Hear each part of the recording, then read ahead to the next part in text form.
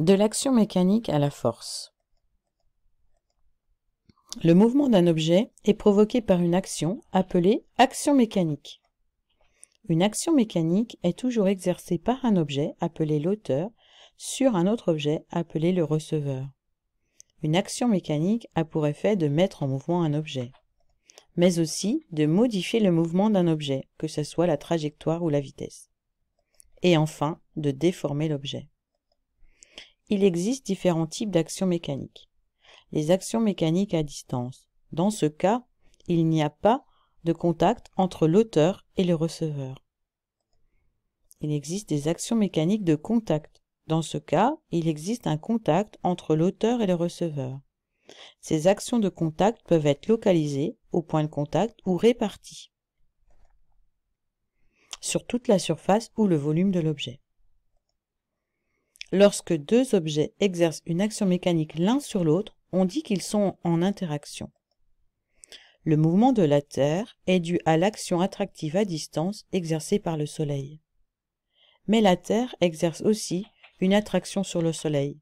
On parle alors d'interaction gravitationnelle. Le diagramme interaction-objet est un outil intéressant. Au centre du diagramme, on place le receveur dans un ovale. Et autour, dans des rectangles, on y place les objets qui agissent sur lui. On va relier par des flèches pleines si l'action est de contact et par des flèches pointillées si l'action est à distance. Une force est la représentation d'une action mécanique. Elle a 4 caractéristiques: le point d'application, la direction, le sens et l'intensité. L'intensité d'une force est une grandeur physique qui se mesure en newtons avec un dynamomètre. La masse d'un objet dépend de la quantité de matière qui est contenue dans cet objet, c'est-à-dire des particules qui constituent cet objet, des atomes ou des molécules. La masse sera la même quel que soit l'endroit où on se trouve, dans l'univers. L'unité de masse est le kilogramme. Le poids d'un objet sur la Terre correspond à la force d'attraction gravitationnelle que la Terre exerce sur cet objet.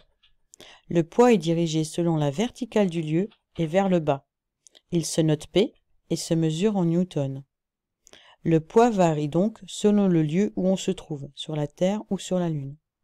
La masse et le poids sont donc deux grandeurs différentes. Le graphique tracé en TP, poids en fonction de la masse, montre une droite qui passe par l'origine.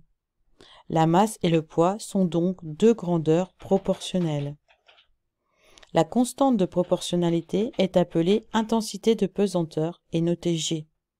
La relation de proportionnalité se note P égale M fois G, avec le poids en newton, la masse en kilogrammes et l'intensité de pesanteur en newton par kilogramme. G dépend du lieu. Ainsi sur Terre, G dépend de la latitude et de l'altitude. En moyenne sur Terre, G égale 9,81 newtons par kilogramme, qu'on a l'habitude d'arrondir à 10.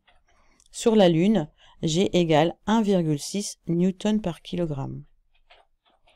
La force gravitationnelle exercée par le corps A, la Terre, sur le corps B, le Soleil, est représentée par le vecteur FAB, avec l'intensité donnée par la formule F égale G, la constante de gravitation universelle, fois la masse de la Terre fois la masse du Soleil, divisé par la distance entre la Terre et le Soleil.